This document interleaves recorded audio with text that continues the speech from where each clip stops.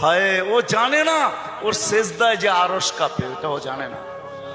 যদি জানতো তো এলাকা কাঁপাইতো না, যদি জানতো তো জমিন কাঁপাইতো না। ও সেজদা দিতে থাকতো আর আরশকে কাঁপাইতে থাকতো।